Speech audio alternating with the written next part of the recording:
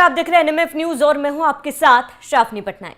पहलगाम हमले के बाद पाकिस्तान के खिलाफ लगातार भारत में एक्शन जारी है और ऐसे में भारत एक एक करके तमाम वो सारी चीजें खंगाल रही है और जिसमें पाकिस्तान ने जासूसी करवाई थी, किस तरीके से पाकिस्तान में ये तमाम आतंकियों ने हमला किया था, कौन से रास्ते से ये घुसे थे, किन किन लोगों ने पूरे पाकिस्तान की मदद की थी, इन तमाम चीज़ों पर हर एंगल से भारत में लगातार जांच जारी है।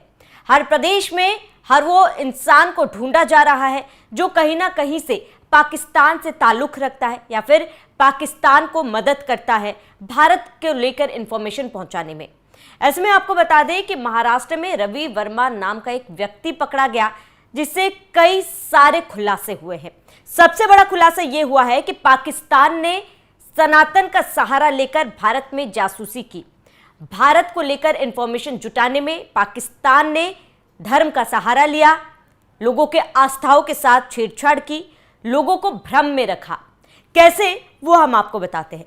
दरअसल आपको बता दें कि महाराष्ट्र के एटीएस ने लगातार कार्रवाई की और एक एक करके कई जासूसों को पकड़ा गया। केवल महाराष्ट्र ही नहीं, गुजरात, पंजाब, हरियाणा, तमाम ऐसी जगह हैं जहां से कई जासूस को पकड़ा गया है जिन्होंने भारत के खिलाफ पाकिस्तान को कई सारी ऐसे महत्वपूर्ण इंफॉर्मेशंस दी है जिससे पाकिस्तान को काफी ज्यादा मदद मिला है।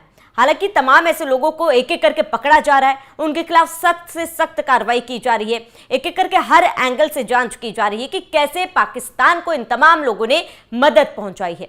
लेकिन अब क्योंकि मैंने जिक्र किया कि पाकिस्तान ने धर्म का सहारा लिया, सनातन का सहारा लिया, अब आप सभी को ये तो पता ही है कि हम भारतीय आस्था में कितना भरोसा रखते हैं, धर्म पर हमारी कितनी आस्था है और इसके साथ ही भगवान को लेकर हम कितने ज्यादा इमोशनली अटैच्ड है। ऐसे में पाकिस्तान ने यही किया, हनी ट्रैप का सहारा तो लिया ही लोगों को फंसाने में, लेकिन धर्म का भी सहारा लिया। दरअसल रवि वर्मा से जब एटीएस लगातार पूछताछ कर रही थी तो कई बड़े खुलासे सामने आए।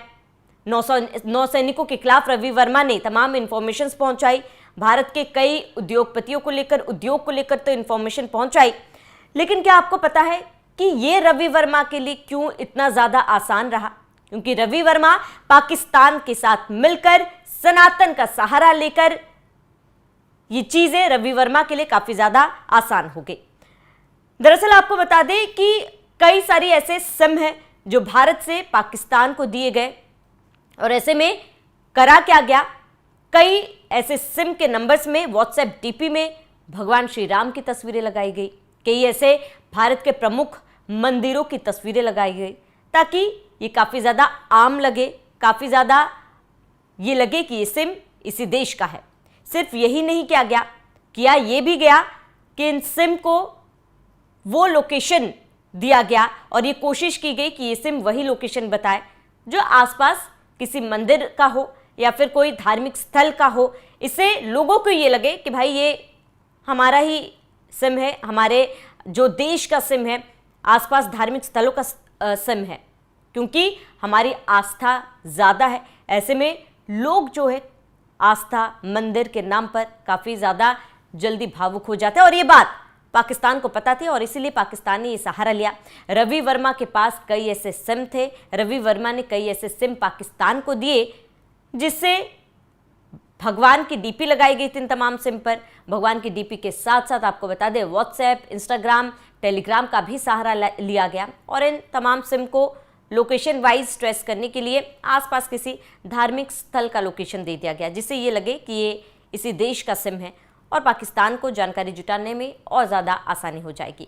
बता दें कि जो तमाम ज़्यादातर अमूमन जासूस मिले हैं उनसे ये खबर तो सामने आई है कि पाकिस्तान ने हनी ट्रैप का सहारा लेकर इन लोगों को फंसाया है।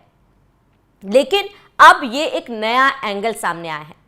अब ये रवि वर्मा का खुलासा था, लेकिन लगातार जांच जारी है और पूरे देश में तमाम राज्य है, अब इस एंगल से भी जांच की जा रही है। क्या जो तमाम जासूस हैं अलग अलग प्रदेशों में, चाहे उत्तर प्रदेश की बात कर ले, चाहे अन्य देशों महाराष्ट्र के, क्योंकि रवि वर्मा महाराष्ट्र से पकड़ा गया, पंजाब की बात कर ले, हरियाणा की बात कर ले, हर सरकार ये कोशिश कर रही है कि ये पता लगाया जा सके कि क्या वाकई में सनातन का इस्तेमाल पाकिस्तान ने किया है और अगर ऐसा किया है तो पाकिस्तान को ये भारी जरूर पड़ेगा।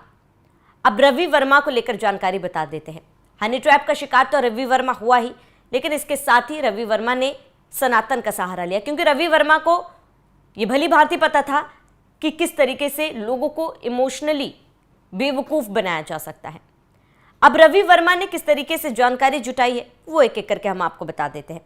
दरअसल आपको बता दें कि एटीएस की ओर से ठाणे के कलवा से गिरफ्तार इंजीनियर रवि वर्मा पर पाकिस्तान के लिए गंभीर खुफिया जानकारी देने का आरोप है, काम करने का आरोप है। उसके 2024 से सोशल मीडिया में कथित पायल शर्मा, जसप्रीत नामक प्रोफाइल के संपर्क में आने की बात चल रही थी। इसके अलावा कई अन्य, आपको बता दें कि अब नाम से उसका फेसबुक प्रोफाइल भी था, कई अलग अलग लड़कियों के नाम से फेसबुक प्रोफाइल था जिसके टच में रवि वर्मा था।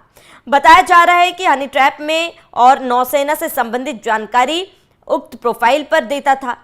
जो हनी ट्रैप में फंसाया गया, जो लड़कियों की जो प्रोफाइल थी उसमें वो जानकारी देता था, लेकिन इसके साथ ही वो लोगों को कैसे फंसाता था, जो सिम वो पाकिस्तान को देता था उस सिम में व्हाट्सएप लॉगिन किया करता था। व्हाट्सएप लॉगिन करके रवि वर्मा, जिसकी तस्वीर आप स्क्रीन पर देख रहे हैं, ये वही व्यक्ति है, शक्ल से भले ही मासूम लगता हो, लेकिन इसी व्यक्ति ने कई जरूरी इंफॉर्मेशन पाकिस्तान तक पहुंचाई थी। भगवान श्री राम की तस्वीरें व्हाट्सएप डीपी पर लगाई गई, कई प्रमुख मंदिरों की तस्वीरें लगाई गई, राम सीता की तस्वीरें लगाई गई डीपी में, जिससे लोग काफी ज्यादा जल्दी इस सिम पर भरोसा करने लगते थे और किसी को शक भी नहीं होता था। बता दें कि रवि निजी कंपनी में काम करता था, डिफेंस में ठेके पर वो था। रवि का डाकयार्ड में नौसेना क्षेत्र में आना जाना रहता था, जिसकी वजह से नौसेना को लेकर उसने काफी ज्यादा इंफॉर्मेशन साझा की थी। और ऐसे में आपको बता दें कि मुंबई में नौसेना के प्रतिबंधित क्षेत्र के बारे में पाकिस्तान को महत्वपूर्ण जानकारी देने के आरोप में रवि को गिरफ्तार किया गया। संदेह था कि रवि को सोशल मीडिया पर एक युवती के प्रोफाइल के जरिए पाकिस्तानी जासूसों ने जाल में फंसाया। नेवी में कार्यरत रवि ड्यूटी के लिए मुंबई नौसेना डाकयार्ड जाता था और उसी से ही रवि तमाम इंफॉर्मेशन पहुंचाता था। रवि की मां का कहना है कि पुलिस सबसे पहले शाम तक बेटे का बयान दर्ज कर ली थी। हालांकि आपको बता दें कि रवि की मां बार बार ये कह रही कि उनका बेटा बेगुनाह है। जब से पुलिस ने उसे हिरासत में लिया तब से उन्होंने अपने बेटे से बात नहीं की है। रवि ने उनसे सिर्फ इतना कहा था कि मैं फेसबुक बंद कर दूंगा, और इसके साथ ही लगातार रवि की मां जो है वो पुलिस से गुहार लगा रही है कि उनका बेटा जो है वो बेकसूर है, उसने ऐसा कुछ भी नहीं किया है। और साथ ही रवि की मां रेखा ने यह भी कहा कि मेरे बेटे ने बार बार ये बोला कि वो फेसबुक प्रोफाइल बंद कर लेगा। यानी कि पाकिस्तान साइबर अटैक तो कर ही रहा था, साइबर के तरफ से लगातार भारत में घुसपैठ करने की कोशिश कर रहा था, भारतीय जानकारी जुटाने की कोशिश कर रहा था, जासूसी करने की कोशिश कर रहा था। ऐसे में हनी ट्रैप, साइबर अटैक और अब सनातन का सहारा लिया है। पाकिस्तान को शायद ये तो समझ में आ गया होगा कि जिस तरीके से पहलगाम हमले में उन्होंने 22 से 26 लोगों की जान ले ली और धर्म पूछकर जान ली थी, महिलाओं के सामने उनका सिंदूर उजाड़ दिया गया था, जिसके बाद ऑपरेशन सिंदूर को अंजाम दिया गया था। इससे पाकिस्तान ये तो समझ गया होगा कि भारत के लिए धर्म कितना महत्वपूर्ण है, वो सिंदूर का महत्व क्या है, जिसके बाद पाकिस्तान को मुंह की खानी पड़ी थी। लेकिन अब ये जो तमाम जानकारियां निकलकर सामने आई है कि किस तरीके से व्हाट्सएप के जरिए सनातन का सहारा लेकर पाकिस्तान हिंदुस्तान के लोगों के भावनाओं के साथ तो खिलवाड़ कर रहा है, देश की सुरक्षा के साथ भी खिलवाड़ कर रहा है, सेंधमारी करने की कोशिश कर रहा है।